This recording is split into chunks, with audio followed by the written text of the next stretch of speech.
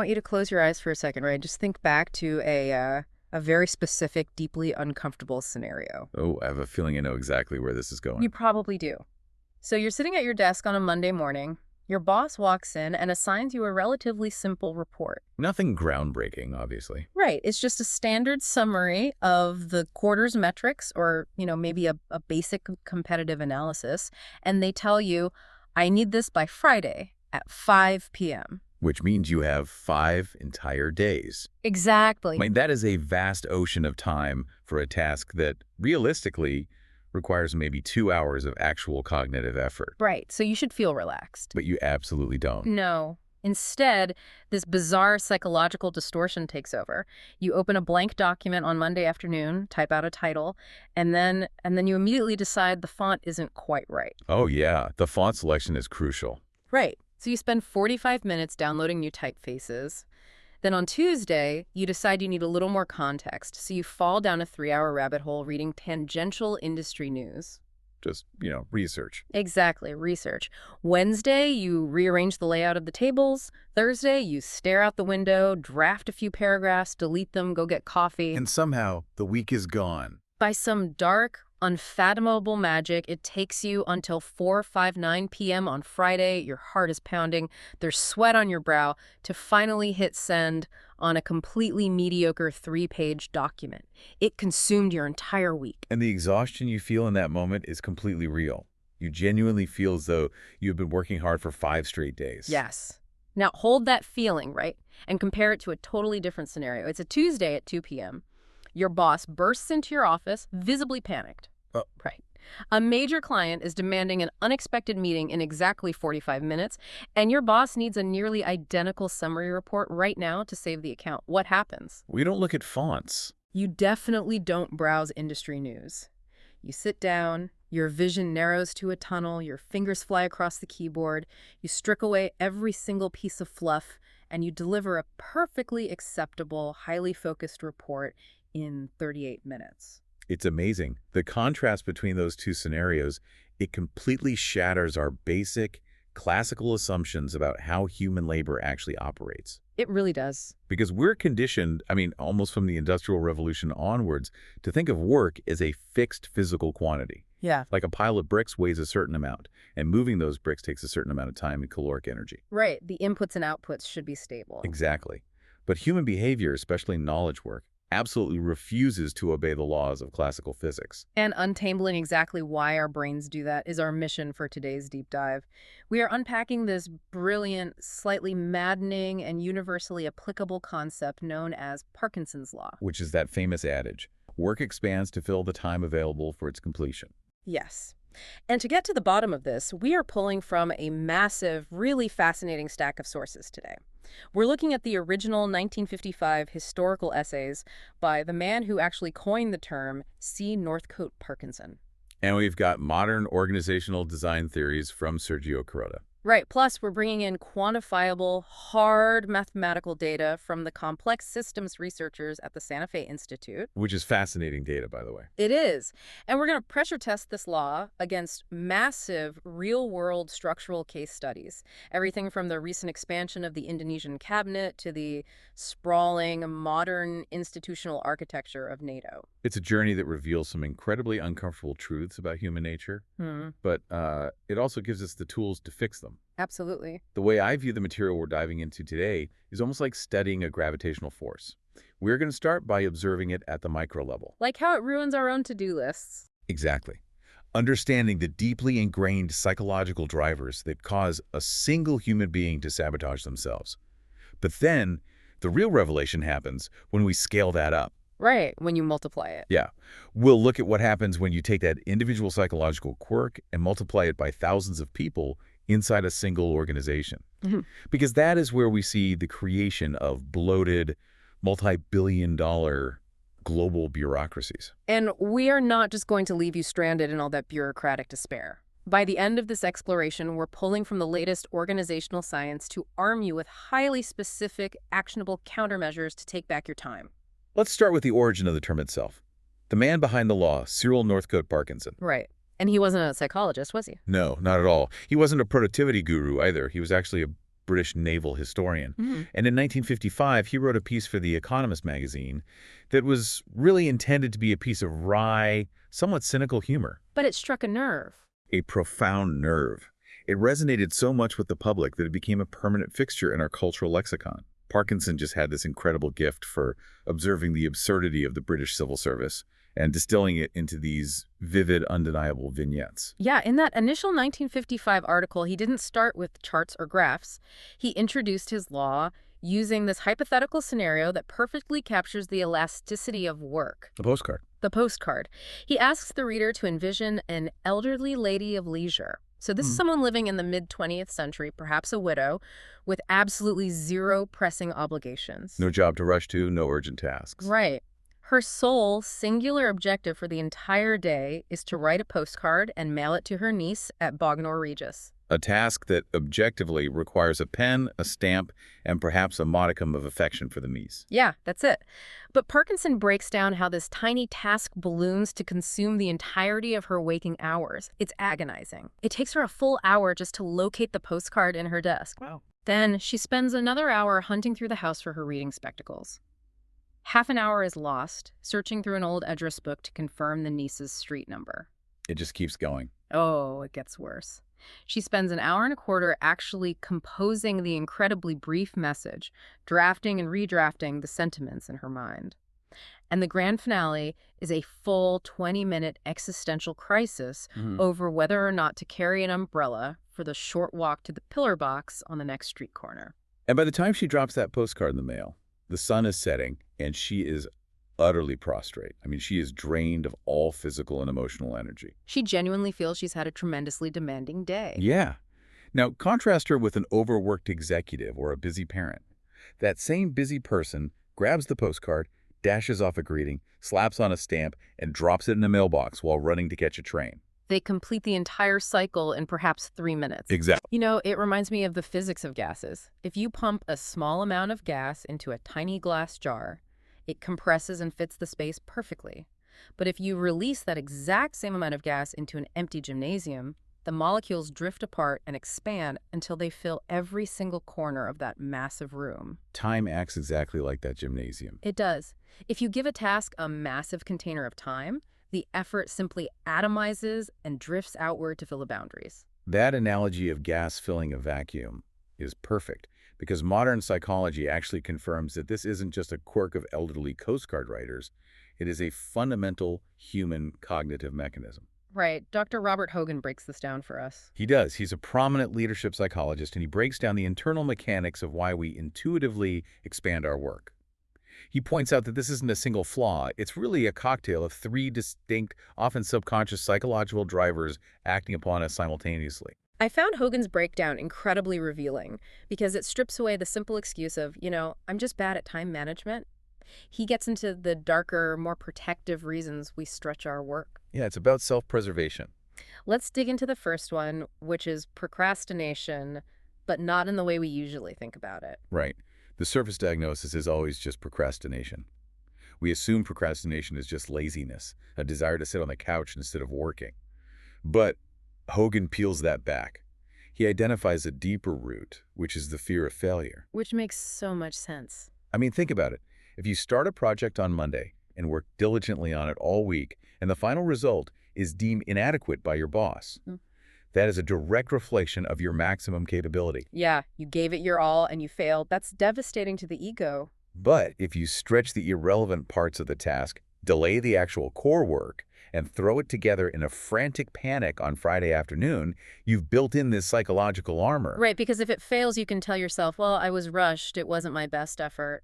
Exactly. You are artificially constricting the time at the end to protect your self-esteem. That is a phenomenal defense mechanism. And Hogan points out another shade of this procrastination, which is passive aggressiveness. And this one hit me hard. Oh, the silent strike. Yes. If you're an employee who feels underpaid, undervalued, or constantly interrupted by management, stretching a minor task to its absolute breaking point is a form of covert rebellion. You are consciously or subconsciously clawing back control from the system. You won't pay me what I'm worth. Fine. I will spend 3 days formatting this spreadsheet. Exactly. It is a silent strike. Which leads perfectly into Hogan's second major driver, the fear of delegation. This is where the individual psychology meets the reality of corporate incentive structures. Let's look at the rational economic incentives of an office worker. Right. If you are highly competent and you hyper-focus to finish a 5-day project in 2 days, what is your reward in a standard corporate environment? Well, you certainly don't get to go home for the remaining 3 days while keeping your full salary. No, definitely not. Your reward is that your boss says, fantastic, you have so much extra capacity. Here are 3 more projects that your slower colleagues couldn't finish. Your reward for hyper-efficiency is just a heavier workload. And this is the crux of the issue.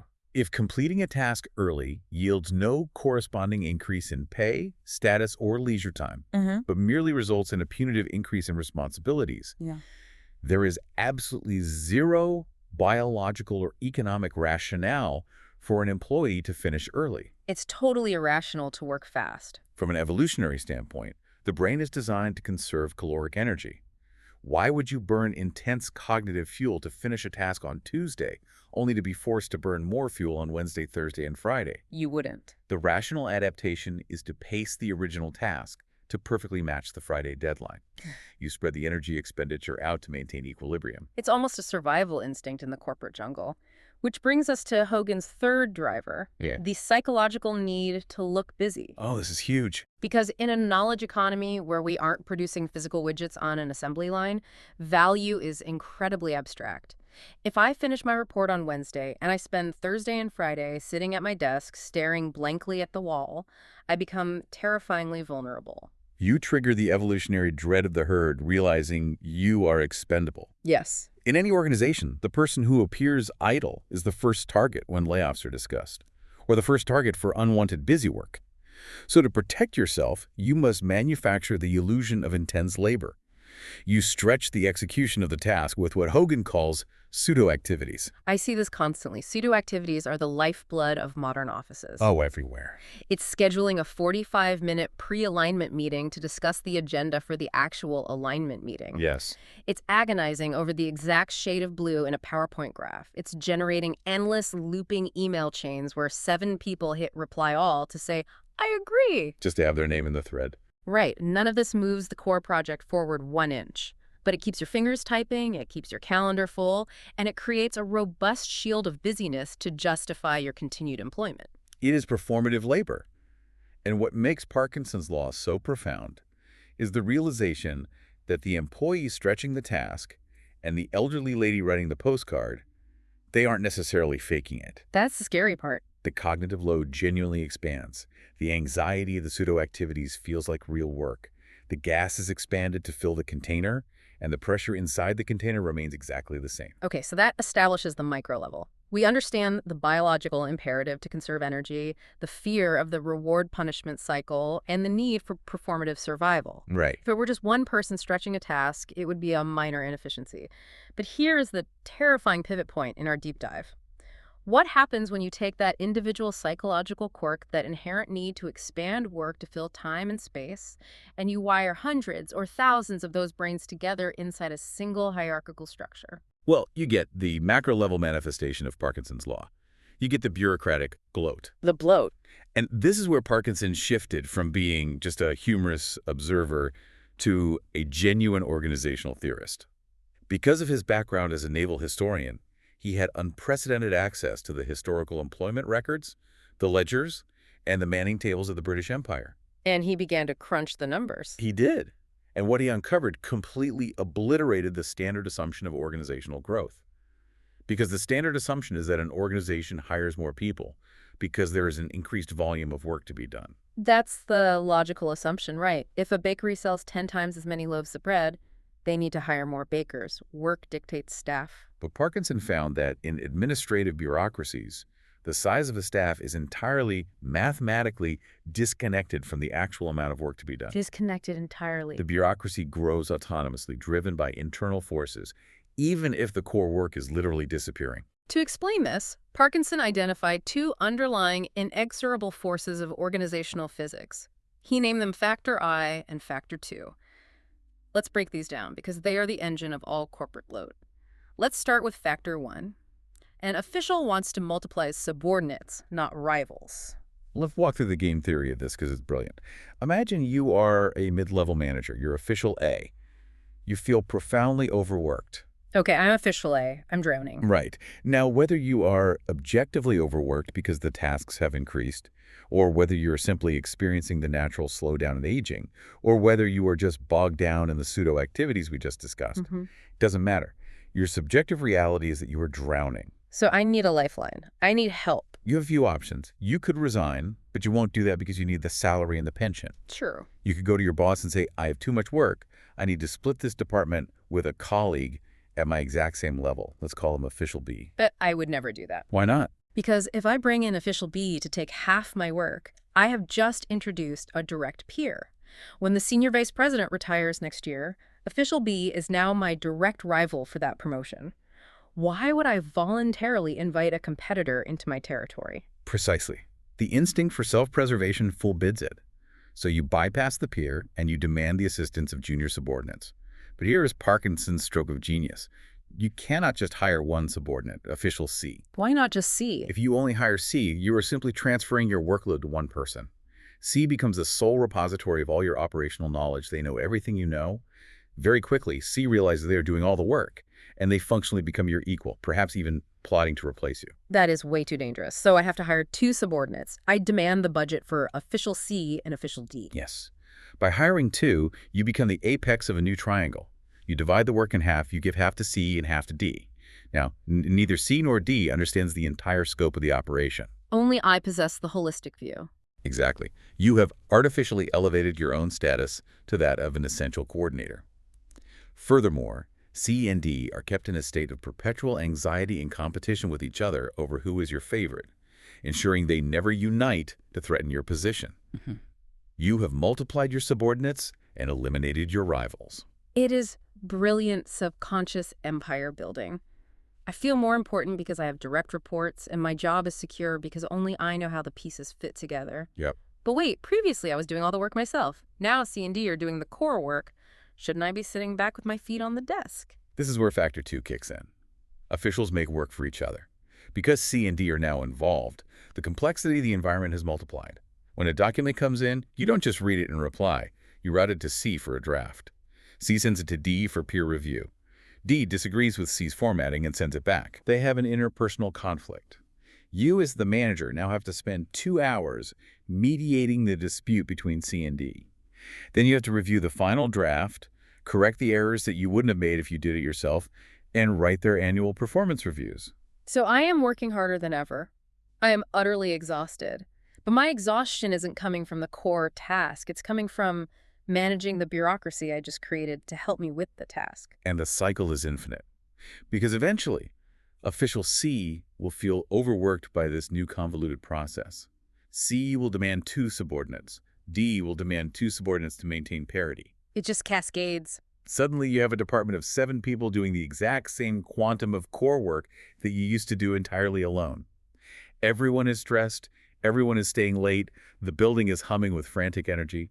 But the actual output of the organization hasn't increased by a single percentage point. That sounds like a cynical theory, but Parkinson backed it up with jaw-dropping historical data. Let's look at the numbers he pulled from the British Admiralty. Yeah, these numbers are wild. He looked at a 14-year window between 1914, which is the onset of World War I, when the Navy was at peak operational necessity, and 1928, which was a period of profound peacetime and naval disarmament treaties. During that window, the physical reality of the British Navy was gutted. The number of massive capital ships in commission decreased by a staggering 67%. The physical fleet was vanishing. And the number of actual officers and sailors out on the water, manning the remaining ships, decreased by 31.5%. By any logical metric of supply and demand, if the physical fleet shrinks by 2/3 and the sailors decrease by 1/3, the administrative support structure required to manage them should shrink proportionally. But what happened back in London in the warm, dry offices of the Admiralty? The number of Admiralty officials, the desk clerks, the managers, the paper pushers increased by 78.45%. Unbelievable. They swelled from 2,000 officials to 3,569. The physical ships were being sold for scrap metal, the sailors were sent home, but the bureaucracy nearly doubled in size, vigorously managing a ghost fleet. Critics at the time observed this absurdity, and Riley noted that the British were busy building a magnificent navy on land. I love that quote. But Parkinson wanted to prove this wasn't an isolated incident in the military. So he looked at a completely different sector, the colonial office. He examined the data from 1935 to 1954. This is the era of decolonization. The British Empire was rapidly fracturing. Right. Massive territories were gaining independence. The physical map of the colonial office's responsibility was literally dissolving before their eyes. Again, shrinking core workload. Yet, the administrative staff in the colonial office grew from 372 personnel to 1,661 personnel in that same time frame, a roughly 450% expansion of staff while the empire collapsed. Wow. Parkinson analyzed these data sets and others, and he derived a mathematical rule of thumb. He calculated that a bureaucracy will inevitably grow by about 5% to 6% per year, regardless of whether the volume of actual work increases, decreases, or disappears entirely. The growth is a biological imperative of the structure itself. And what's fascinating is that modern science has picked up the baton from Parkinson and added deep, quantifiable layers to this phenomenon. We have data in our sources from the Santa Fe Institute, which is one of the premier research centers for complex systems, network theory, and evolutionary dynamics. Right. They do incredible work. They analyzed the structural physics of bureaucracies and identified something they call the coefficient of inefficiency. This is a brilliant piece of sociological and mathematical modeling. They looked at decision-making bodies, corporate boards, government cabinets, steering committees. They wanted to know at what exact point Factor 2 officials making work for each other overwhelms the system's ability to function. And they found a hard number. They found a hard, quantifiable threshold. When a decision-making group hits approximately 20 people, the coefficient of inefficiency goes critical. Why 20? What happens at that specific number? It comes down to network theory and cognitive limits, closely related to Dunbar's number. In a group of 5 people, maintaining a shared consensus is relatively easy. You can read the room, track everyone's opinion, and move forward. Sure. But as you approach 20 people, the number of distinct interpersonal relationships, hidden agendas, and necessary communication nodes explodes exponentially. At 20 people, the cognitive energy required just to manage the social friction of the group, ensuring everyone feels heard, managing factionalism, aligning disparate vocabularies, completely consumes the energy required to solve the actual problem on the agenda. So they can't actually do the work. Exactly. The group becomes capable of doing nothing except maintaining its own existence. It's the moment the black hole collapses under its own gravity. The management of the group takes more calories than the group can produce. But the tragic irony is that our instinct, when a project is failing or a group is overwhelmed, is always to add more people. If a construction project is behind schedule, the natural, desperate thought of a project manager is, "We are drowning. Throw more bodies at the problem. Hire more guys." Which brings us to the next profound framework in our stack of sources. We're looking at Sergio Carretta's analysis of organizational design, which leans heavily on a legendary principle from software engineering. It is the ultimate counterargument to the throw more bodies at it panic. And it is known as Brooks's Law. Coined by Fred Brooks in his seminal 1975 book, The Mythical Man Month, Brooks was managing the development of the massive IBM System 360 operating system, and he learned this lesson the hard way. Yeah, Brooks's Law states, with brutal simplicity, adding more manpower to a late software project makes it later. It is one of the most famous and most routinely ignored laws in modern management because on a primal level, it feels entirely counterintuitive to the human brain. Let me push back on this just to play devil's advocate because the brain rebels against it. If I am managing a crew digging a trench for a water pipe and it is 3:00 p.m. and we are way behind schedule, Right. if I drive down to the hardware store, buy 9 more shovels, and hire 9 more guys to jump in the trench, we are absolutely, undeniably going to dig that ditch faster. 10 ditch diggers are faster than 1. The math works perfectly. Your ditch digging analogy is flawless for highly specific, perfectly divisible physical labor. But Brooks argues that knowledge work, software engineering, strategic planning, and complex design are not ditch digging. Right. They are not perfectly divisible. They suffer from what he calls severe parallelization limits. Some tasks are inherently sequential. Step B cannot be started until Step A is fully completed, no matter how many people are standing around waiting to do Step B. I love the classic analogy Brooks uses to demolish the ditch digging mindset. He points out a biological reality. You can assign 9 women to the task, but you still cannot produce a baby in 1 month. It's a perfect analogy. The process requires a sequential gestation period that is entirely immune to the addition of manpower. It is the perfect illustration of sequential limits. But beyond just sequential bottlenecks, Brooks identifies two massive, actively destructive forces that occur when you drop new people into a late project. These forces explain why it actually goes backwards. Right. The first is training and onboarding overhead. Walk us through the reality of onboarding overhead in a crisis. Imagine a team of 5 engineers working 80-hour weeks trying to hit a deadline. They are drowning. Management panics and drops 5 new, highly paid engineers onto the team. Those new engineers don't just sit down and start writing brilliant code on minute 1. No, they don't know the code base. Exactly. They don't know the system architecture. They don't know where the files are stored. They don't know the idiosyncratic rules the original team developed. So who has to train them? The original 5 engineers, the exact people who are already behind schedule, now have to stop doing the actual core work, put down their tools, and spend 2 weeks playing kindergarten teacher to the new hires. You have literally reduced the productivity of your best workers to 0. And while the productivity drops to 0, the second, far more insidious barrier arises. Yeah. Communication overhead. This is the mathematical nightmare of Brooks's law. As a team grows, the number of communication channels between the members does not increase linearly, it increases geometrically. Let's break down the math on this because it is staggering when you visualize it. Okay, visualize a small, agile team of 3 people. Alice, Bob, and Charlie.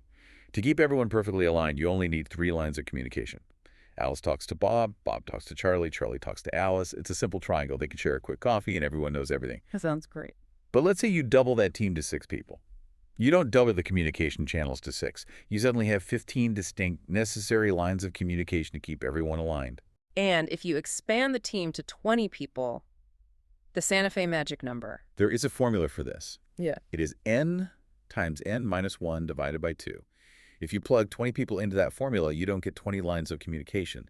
You get 190 different interpersonal channels that must be managed, updated, and aligned. 190 channels. And every single one of those channels represents a potential misunderstanding, a dropped email, a conflicting priority, or wounded ego. Exactly. The sheer cognitive load of navigating 190 communication pathways totally obliterates the benefit of having extra hands on deck. And this is where Brooks's law links arms with Parkinson's law to create the ultimate bureaucratic doom loop. The doom loop. As the team grows, complexity explodes.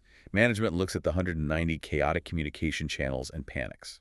What is their solution? They hire new people, not to do the core work, but purely to manage the complexity. They hire project managers, alignment coordinators, and scrum masters.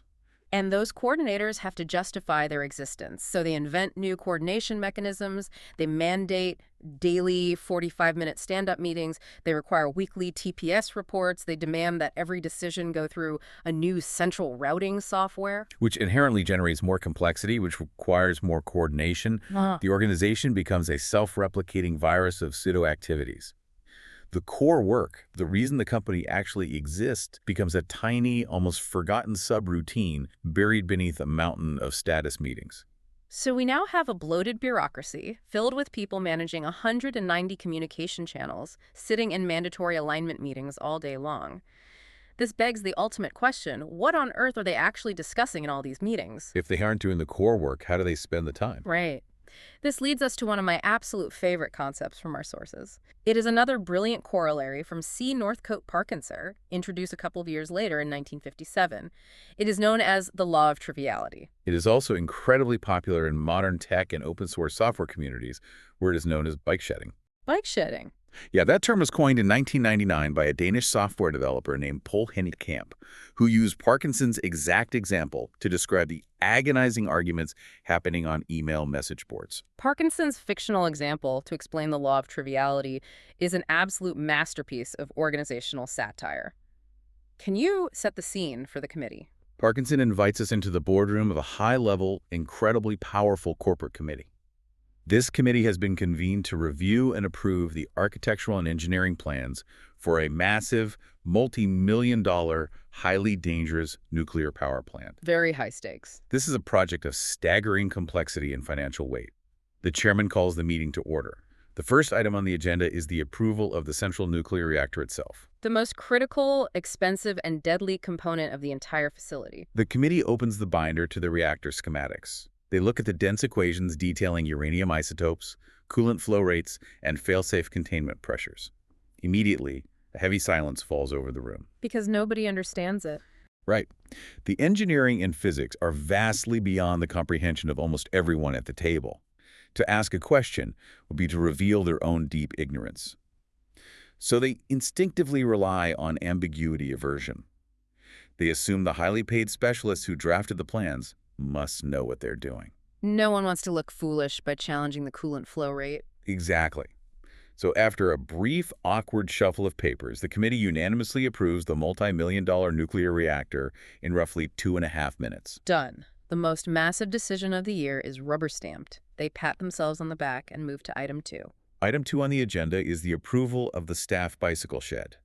Ah. This is a tiny, utterly insignificant little structure out by the parking lot for employees to park their bikes. The budget is perhaps a few $100s. But suddenly, the dynamic in the room completely shifts. Everyone on that committee knows what a bicycle shed is. They can visualize it perfectly. And suddenly, everyone is an expert. A fierce, passionate debate erupts.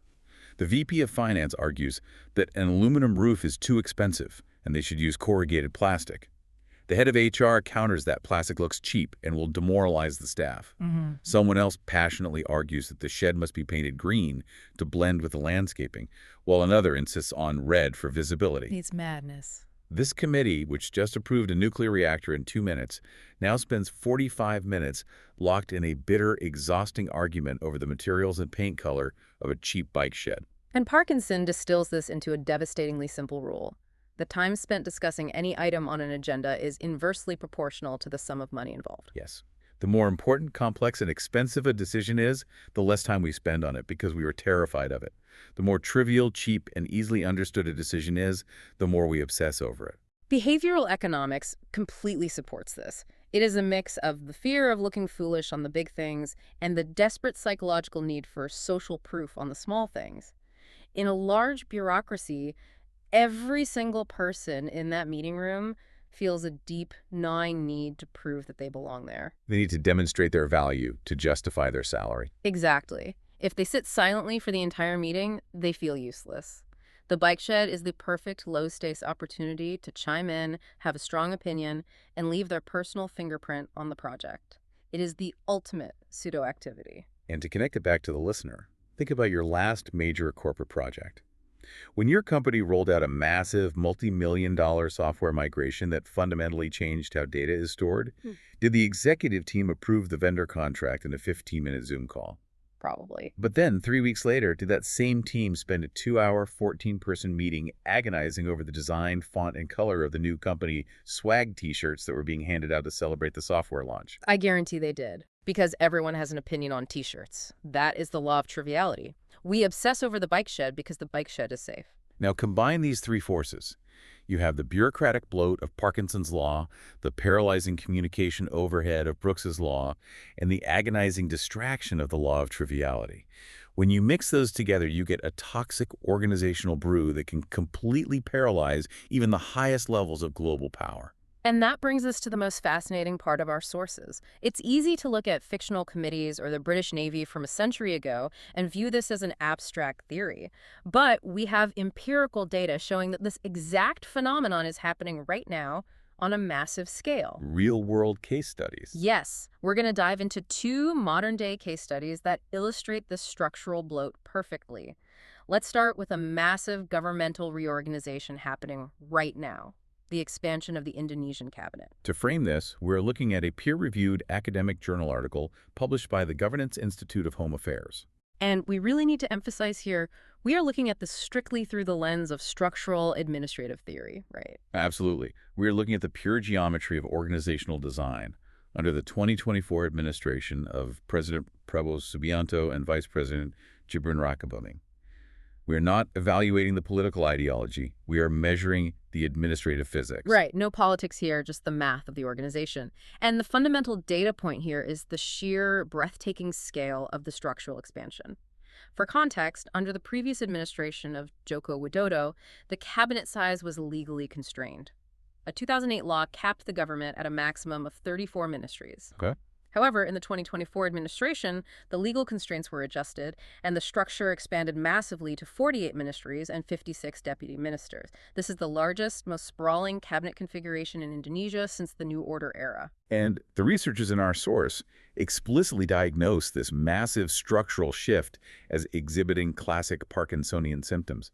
They highlight two immediate, crushing pressures that arise from this geometry: massive fiscal strain and crippling overlapping authority. Let's look at the fiscal strain first. When a government creates 14 entirely new ministries, they are not just adding 14 new individuals to a meeting room. Right. This goes back to the cascading effect of factor I. You multiply subordinates. Exactly. When you inaugurate a new minister, structural requirements dictate that you must also appoint a deputy minister. Below them, you must establish a secretary general to manage operations. Below them, a directorate general to manage policy. Below them, layers of expert staff, special advisors, and administrative clerks. A whole pyramid. A single new title at the top instantly spawns a massive, costly pyramid of fixed personnel expenses underneath it. And the profound paradox highlighted in the source is the timing of this expansion. This explosion of administrative overhead is occurring at the exact same moment the government is trying to implement a nationwide budget efficiency directive. Oh, wow. The Ministry of Finance was targeting massive cuts, trying to find 306.6 trillion rupiah inefficiencies. So you have a mandate for extreme austerity colliding directly with an unprecedented expansion of the bureaucracy's fixed operational costs. The researchers cite specific, highly visible examples of this friction. They point to media reports of the Ministry of Defense appointing celebrity figures, like Deddy Corbuzier, as special staff with military ranks. In a purely structural sense, this is the addition of routine expenditures and performative roles at the exact moment the broader system is demanding fiscal contraction. But the fiscal cost might actually be secondary to the operational cost. Let's look at factor 2, making work for each other. The researchers highlight the danger of functional overlap. When you expand a cabinet from 34 to 48, you don't magically invent 14 new areas of governance. You have to carve up the existing pie. Yes. The source details how several major, historically unified ministries were fragmented. Education, law, and human rights and forestry were sliced into 2 or 3 separate, newly formed institutions. Furthermore, they note the creation of a new Presidential Communication Office, which sits alongside the historically established State Secretariat. This is a recipe for administrative gridlock. When you split education into 3 different ministries, you are blurring the task boundaries. Right. In Parkinsonian terms, you are creating institutional redundancy. Right. If an initiative involves higher education research funding, which of the 3 new ministries owns it, they will inevitably end up fighting vicious turf wars for jurisdiction, or worse, duplicating each other's work and demanding that the other ministry coordinate with them. You are instantly creating those 190 communication channels we talked about with Brooks' Law. This perfectly illustrates the modern organizational corollary coined by Sergio Carretta, which we found in our sources. Carretta states, "Work expands to fill the roles available." The roles available. The source notes that cabinet expansion in Indonesia often has deep historical roots in political accommodation and coalition building, rewarding allies with titles. But Carretta's rule dictates that once you create a role for patronage, the bureaucracy cannot allow that role to sit idle. It must inherently create new, overlapping, complex work to justify the existence of the newly minted ministers and directorates. The stated intention of expanding the cabinet is almost always to accelerate government programs by having more leaders. But the cold, hard math of structural theory proves that when you divide one unified job into 3 competing ministries, you do not get faster execution. No, you get endless jurisdictional meetings. Exactly. Increased communication overhead and a massive tangle of red tape as the new entities force each other to align before taking any action. It is a profound example of how new administrations, eager to make a mark, can rapidly fall victim to the physics of bureaucratic bloat. But this raises an even more interesting question about the life cycle of institutions. Okay, what's that? We see how they expand when they're born. But what happens to ancient, massive bureaucracies when the world changes? What happens when the original core reason for an institution's existence completely vanishes from the face of the earth? Do they declare victory, dissolve the organization, and send everyone home?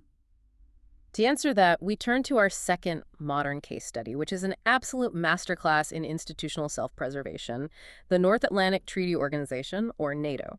And again, following the analysis provided in the Chit Chat Club essay from our sources, we are looking at this neutrally. Neutrally, yes. Tracking the historical timeline and structural evolution of the alliance, not making geopolitical value judgments. The foundational rule of organizational behavior we are observing here is that bureaucracies possess an almost biological Darwinian instinct for self-preservation. A bureaucracy does not want to die. If its purpose expires, it will not disband. It will aggressively reinvent its purpose to justify its continued existence. And NATO is the ultimate test case for this theory. Let's look at the history. NATO was founded in 1949 by 12 Western nations. Its mission at that time was not vague or multifaceted. It was exceptionally clear, singular, and focused. Mutual military defense against the looming threat of the Soviet Union and its massive Warsaw Pact army in Eastern Europe. Right. It was a blunt instrument built for a highly specific, existential, geopolitical reality. And for 40 years, that structure held. But then we hit the massive historical pivot point. In 1989, the Berlin Wall falls. By 1991, the Soviet Union collapses entirely, the Warsaw Pact dissolves, the massive Red Army fractures. In a matter of months, the singular existential threat that NATO was explicitly built to contain ceased to exist. The core mission was, by all objective metrics, accomplished. Logically, under a classical understanding of work and purpose, a military alliance whose enemy has vanished should wind down. The bureaucracy should shrink, budgets should be slashed, and the staff should be sent home to enjoy the peace dividend. But the exact opposite occurred. Parkinson's law of autonomous growth took over. Rather than dissolving, NATO embarked on a massive, unprecedented eastward expansion. In 1999, it admitted the Czech Republic, Hungary, and Poland. Right. In 2004, it executed a massive enlargement, admitting 7 more nations, pushing right up to the borders of the former Soviet Union by including the Baltic states of Estonia, Latvia, and Lithuania. Today, the organization has swelled from its original 12 members to 32 member nations. And the institutional bloat that accompanies that geographic expansion is staggering. Our source highlights a metric that completely blew my mind. NATO currently holds over 5,000 meetings a year at its headquarters in Brussels. 5,000. They also commissioned and built a massive, sprawling billion-euro new headquarters building to house this expanding administrative army. 5,000 meetings a year. That is roughly 13 meetings a day, every single day of the year, including weekends. That is the ultimate crystallized manifestation of officials making work for each other. What on earth are they discussing in 5,000 meetings when the original enemy is gone? They're discussing the management of the alliance itself.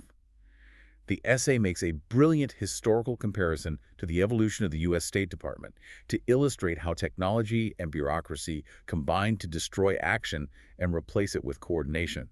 Think back to the 19th century. A single diplomat, like Benjamin Franklin in Paris or Thomas Jefferson, operated almost entirely autonomously. Right. Because sending a letter across the Atlantic Ocean took weeks, they were empowered by necessity to make massive, world-altering diplomatic decisions based on their own intellect and judgment. They had a tiny staff, perhaps 1 or 2 clerks. They were taking action, and they had zero communication overhead. There were no 190 channels to manage. But look at the State Department today. Because we have instant, secure, global communication, we don't empower individuals. We build massive, fortress-like embassies overseas. And those embassies aren't just staffed by a few diplomats. They're crammed with representatives from dozens of overlapping domestic agencies, military attachés, the FBI, the Treasury Department, the Department of Agriculture, intelligence liaisons. And because they can communicate instantly, the bureaucracy in Washington demands that they do communicate constantly. Instant communication didn't streamline diplomacy, it paralyzed it. Yes. Every single minor decision made in an embassy now requires endless interagency coordination, alignment meetings, and sign-offs from 12 different desks back in the Capitol. The technology enabled the bureaucracy to centralize control, creating a massive, closed loop of internal reporting. Applying this structural evolution back to NATO, the argument presented in the source is profound. When an institution survives its original purpose, it must redefine its mission and expand its footprint, simply to justify the retention of its massive staff and the lights in its billion-euro building. Expansion becomes an autonomous goal in and of itself. The bureaucracy must find new threats or invent new coordination protocols to feed the machine. We have been swimming in some incredibly deep and, frankly, somewhat bleak waters for the last hour. Yeah, it's a lot. We have mapped how Parkinson's law infects the deepest recesses of our personal psychology, making us sabotage our own to-do lists. We've seen how Brooks's law ensures that throwing more people at a problem only creates a communication nightmare. We've watched highly paid committees argue over the paint color of a bicycle shed. And we scaled all the way up. Right, to see how massive global institutions and national governments inherently bloat themselves, multiplying subordinates and making work for each other, completely independent of the actual tasks that need to be accomplished. It feels like an unstoppable law of organizational gravity. It can feel overwhelming, but the most important takeaway from our sources is that we are absolutely not helpless. Because these are predictable, documented behavioral patterns, we can consciously design systems and structures to counteract them. We can build firewalls against Parkinson's law. And the ultimate, scientifically backed weapon on an individual and team level is a concept called time boxing. Now, I know the moment people hear the phrase time management technique, their eyes glaze over and they expect a generic productivity lecture. But we need to make a very sharp, crucial distinction between time boxing, which actually works, and what most people mistakenly do, which is time blocking. How do these two concepts differ? The distinction is the difference between failure and success. Time blocking is merely an exercise in scheduling. It is looking at your calendar and saying, I am going to reserve a block of time from 1:00 p.m. to 3:00 p.m. to write the quarterly report. You are blocking out the space. Okay. But here's a fatal flaw. If 3:00 p.m. rolls around and you aren't quite finished or the font isn't perfect, what do? You just keep working?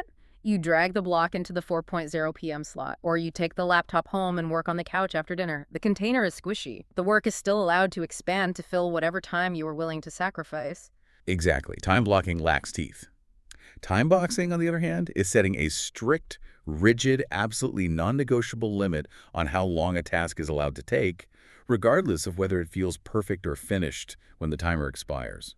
It is about enforcing a hard, unforgiving boundary. I love comparing time boxing to the mechanics of a television game show. Yeah. Think about those intense cooking competition shows where the chefs have exactly 30 minutes to bake a complex cake. Right. There's a giant countdown clock on the wall.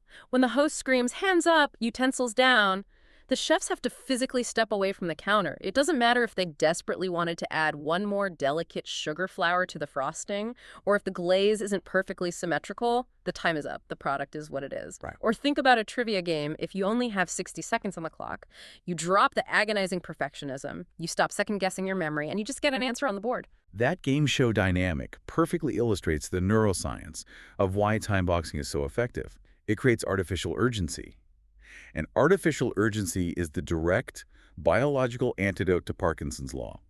When you have a hard stop, you bypass the amygdala's anxiety over perfection. It literally prevents you from bike shedding. You do not have the luxury of spending 45 minutes debating the color of the shed, because the buzzer is going to sound in 10 minutes, and the foundation isn't even poured yet. It forces the brain to ruthlessly prioritize the core, essential deliverable over the trivial pseudo-activities. So practically speaking, if someone listening wants to implement this tomorrow morning to stop wasting their week, what is the step-by-step methodology outlined in the sources? The framework is highly specific. Step 1, identify the task clearly and break it down to its core objective. Step 2, set the rigid time limit. This could be a macro box, like I have exactly 2 hours for this report, or it could be a micro sprint using the Pomodoro technique. Explain the mechanics of the Pomodoro technique for those who haven't used it. Why does that specific interval work? The Pomodoro technique utilizes 25-minute sprints of hyper-focused work, followed by a mandatory 5-minute break. It works because 25 minutes is the sweet spot for human cognitive endurance before distraction sets in, and it provides a frequent dopamine hit of completion every half hour. Okay, that makes sense. Step 3 is the most critical. Eliminate all distractions during the box. No email tabs open, phone in another room. The gas cannot expand if the container is sealed. Step 4, and this requires immense discipline, is to stop working the literal second the timer goes off. You must respect the boundary, or the psychology of the box collapses. Step 5, take the required break to prevent cognitive burnout. Okay, that is how I save myself at my desk, but how do we scale this up? If I am a director or a VP, how do I prevent my department from devolving into the 1928 British Admiralty? How do I stop the bloat? We look to Sergio Carretta's macro-level countermeasure, which he calls design for scarcity. In modern corporate culture, we tend to worship abundance. We assume that if we want a project to be a massive success, we need to shower it with abundant resources, unlimited timelines, endless budgets, and infinite headcount. But as Parkinson and Brooks proved, abundance breeds bloat. Abundance creates the 190 communication channels. So Coretta argues we should intentionally starve the project. Starve it. He argues we should constrain it to force efficiency. When a new initiative or activity arises, the bureaucratic instinct is to create a new role, hire a new manager, and build a new team. Coretta says do not do that. Instead, assign the massive new project to an existing, remarkably small, cross-functional team and give them an aggressively tight deadline. You are intentionally restricting their luggage space so they can only pack the essentials. Precisely. The scarcity of time and personnel acts as an evolutionary pressure cooker. It forces the team to inherently leverage the Pareto principle. The 80-20 rule. Break down the math of how that applies here. The Pareto principle states that in almost any system, 80% of the valuable results come from just 20% of the effort. The remaining 80% of the effort is spent polishing, tweaking, and bike shedding to get that final 20% of value. When a team has abundant time, they will waste weeks in the 80% effort zone. The pseudo-activities. But when you design for scarcity, when you give a team 1 week instead of 1 month, they literally do not have the physical capacity to engage in bureaucratic busy work. They are forced to identify the 20% of effort that actually moves the needle, execute it, and ignore the rest. By designing for scarcity, you cut off the oxygen to factor I and factor 2 before they can even ignite. You keep the team small enough that they never hit the Santa Fe Institute's 20-person coefficient of inefficiency. You avoid the communication overhead of Brooks's law, and you keep the timeline so tight that the law of triviality is laughed out of the room. You build a culture of execution rather than a culture of coordination. This has been a massive, eye-opening journey. Let's synthesize everything we've unpacked today. We started by dismantling the illusion of time, learning from the elderly lady with her postcard that giving a task more time doesn't make the final product better. It just makes the psychological process of doing it longer, more agonizing, and filled with performative busywork. We explored the mathematics of disaster with Brooks' law, proving that adding manpower to a struggling project only drowns it faster in an exponential explosion of communication channels and training overhead. We sat in the boardroom and watched highly intelligent executives ignore a nuclear reactor to passionately argue over the paint on a bicycle shed, proving that human beings will always gravitate toward the trivial issues they can comprehend to feel valuable. And we scaled up to the heights of global power, analyzing the structural physics of the Indonesian cabinet and the post-Cold War expansion of NATO, proving that massive institutions will inherently bloat themselves, multiply subordinates, and reinvent their own missions purely to ensure their own survival, utterly detached from the actual work that needs to be done. But we also found hope in the architecture of scarcity. By embracing the rigid boundaries of time boxing and by consciously building small, resource-constrained teams, we can outsmart our own psychological traps and reclaim our agility. Which leaves me with a final, highly provocative thought for you to mull over as we wrap up. Let's hear it. We are currently standing on the very edge of the artificial intelligence revolution. AI models are advancing at a staggering rate, promising to automate massive swaths of the daily routine knowledge work that currently fills our offices. If, in the very near future, an AI agent is suddenly capable of executing your entire 40-hour-a-week job, the data analysis, the memo writing, the email drafting in just 4 hours, what is actually going to happen to us? That's the big question. Will society finally embrace the utopian vision of a 4-day or even a 1-day work week? Will we finally reclaim that precious leisure time that economists have been promising us for a century? Or, if we look closely at the dark, inevitable biological reality of Parkinson's law, will our corporate bureaucracies refuse to shrink? I think we know the answer to that. Right. Will they instead simply invent entirely new, bizarre, incomprehensible layers of high-tech, busy work? Will we spend our days managing AI agents, creating complex new approval chains for AI output, and generating endless, hyper-detailed reports that no human ever actually reads, just to maintain the illusion of labor and ensure that everyone stays securely chained to their desks until 5:00 p.m.? If the history of the British Admiralty and the brilliant observations of C. Northcote Parkinson are any guide to the future, the container of the 40-hour work week will remain rigid, and the work will simply mutate and expand to fill the void. It's a chilling thought, but one we are now equipped to recognize. Thank you so much for joining us on this massive deep dive. Tomorrow morning, I challenge you to look at your calendar, find your next looming week-long deadline, and just try slicing it in half. See what happens when you force yourself to pack a much smaller suitcase. Until next time.